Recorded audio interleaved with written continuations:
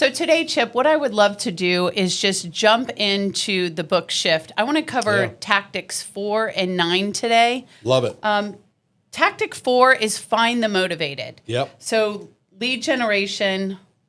Well, okay, so think about it, Robin. Finding the motivated, it's ultimately what we all try to do all the time, right? Because we want business today. But the reality of it is, given any market we're ever in, there's always motivated people. And isn't that our job to identify who they are so that we can help them when they're ready? Because to me, there's a little bit of a disconnect with setting goals. And here's the disconnect. We're usually doing things to solve our immediate need, and rarely are we thinking about their immediate need, right? Mm-hmm. So if we're looking at this as a tactical guide, the book Shift, looking at tactic 4, it's about, we got to find motivated people who are ready, willing, and able. And there's different, we could even break into that if we wanted to, but if we just think about it from that level, what does lead generation really start looking like for us? And I believe that takes us right into tactic 9, which is actually finding the urgency for the buyers. Well, so there you go. If you've nailed the ready, willing, and able, that should give you a good test of what urgency looks like. Now, if you think about now business that we're looking for, that's typically going to be somebody that needs to transact typically in the next 90 days. I could have somebody who's ready, willing, and motivated next spring, right? Yeah. They're an important lead for me. The urgency tends to move those people forward into more of what we call the now world.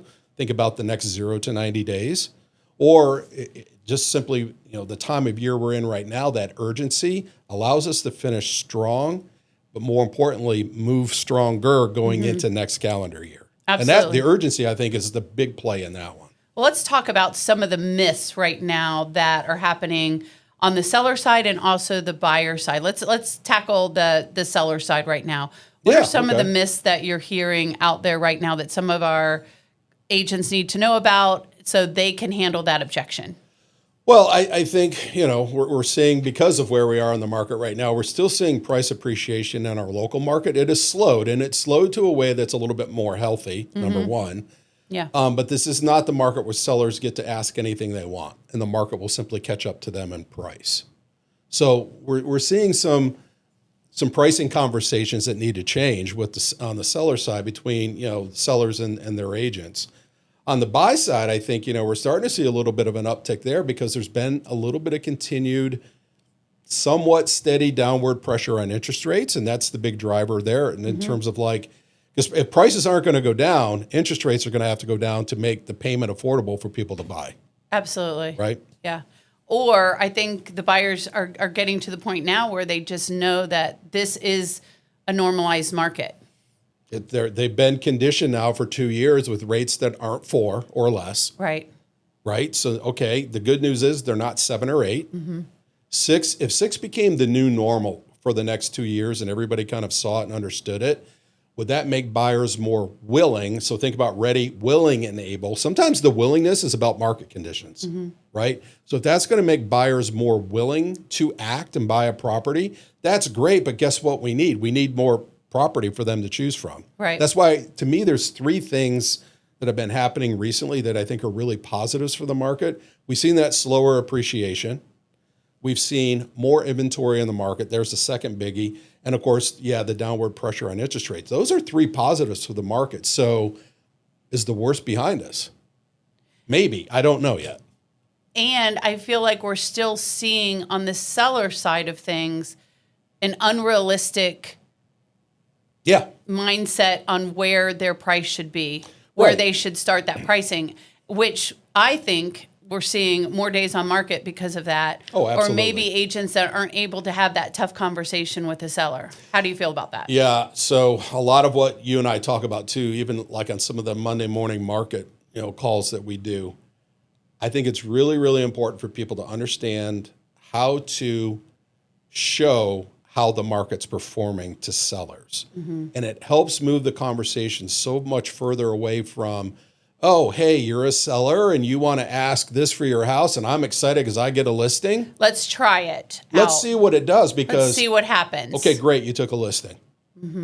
Did you get a sale? And what happens, Chip, when we go more than 2 weeks without an offer and showings start to decline? I've used an adage I was taught years ago in real estate, and I think this originally came from NAR. And basically it was your first 3 weeks are the most critical in terms of being a new listing on the market, right? So that first 3 weeks, there's an expectation around showings. I think the number's like 8 to 12 showings in the first 3 weeks. If you don't get that many showings, you might have a price issue. If you do get the showings, you don't get an offer, you might have a price issue. So what if you just kind of looked at that and you could go find that information out there in the marketplace? We have so much data, so many resources we could use that would tell us that, right? We look, you can pull up sold comps and see exactly how long were they on the market, what price reductions did they make. When they finally got their price corrected, a buyer agreed, then how many days on the market was it until they got their offer? Normally that's always 30 or less. So there's your 3 weeks coming to life right there. We can go in and look at showing traffic. I mean, there's so many different things we have that we can really analyze how the market is performing and reset expectations with sellers. Well, and buyers too. Yeah. So let's jump to tactic 9, create urgency, overcoming buyer reluctance. Yeah.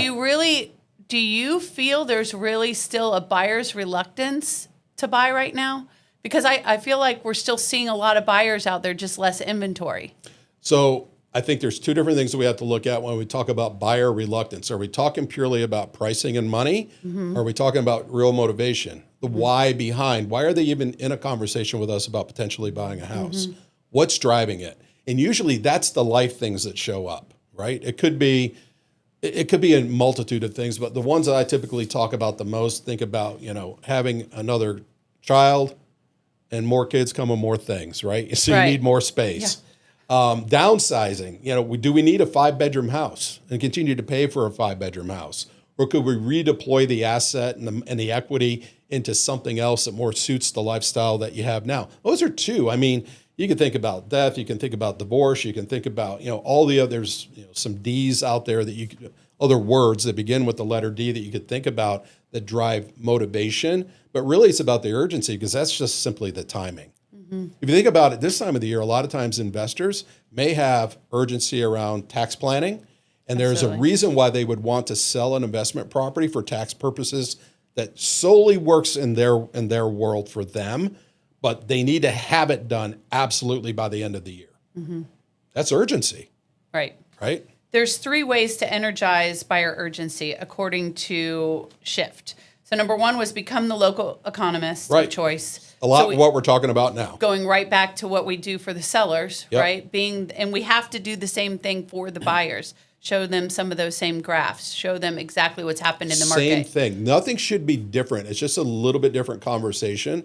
But about us being the experts and utilizing our tools and resources, nothing really changes. Yeah. Just a different side of the transaction. Exactly. It's still about that house. Yes.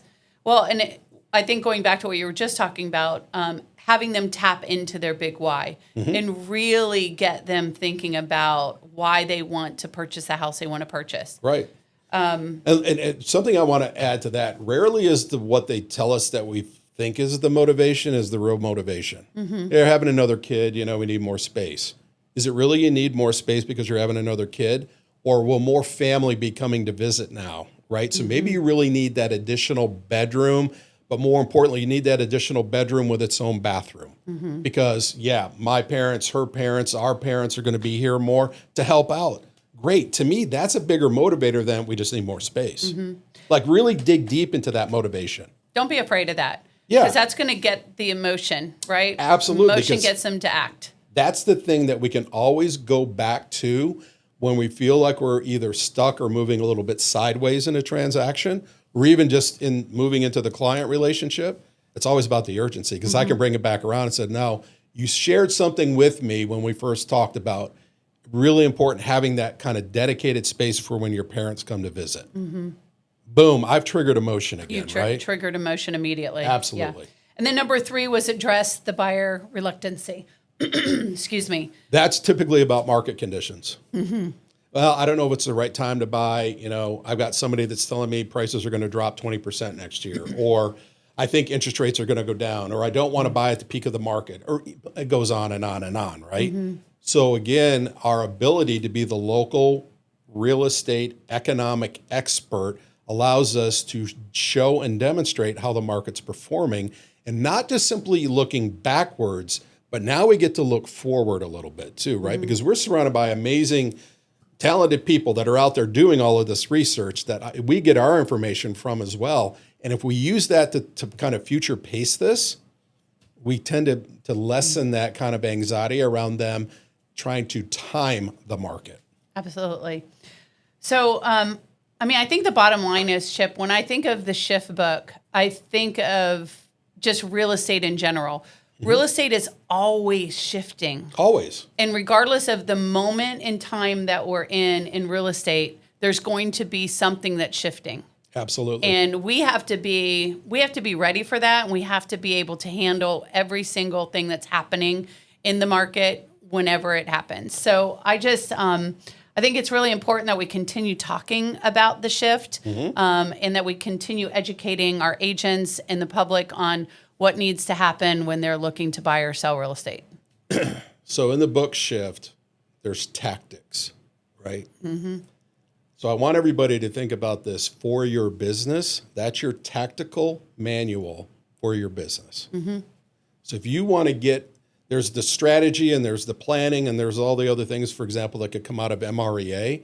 But I really want us to think about, don't discount this book is what I'm really trying to say. There's really important things for us to get better at what we do so that we can help more people. And ultimately, isn't that what we really want? Absolutely. And I think when you talked about the MREA, the Millionaire Real Estate Agent book, I think this is how to build a business.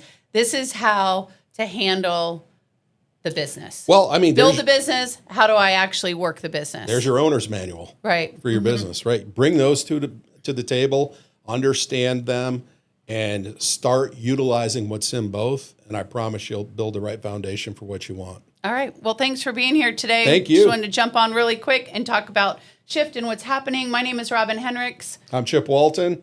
Anything we can ever help with, please ask. We're here. Thanks so much. Bye.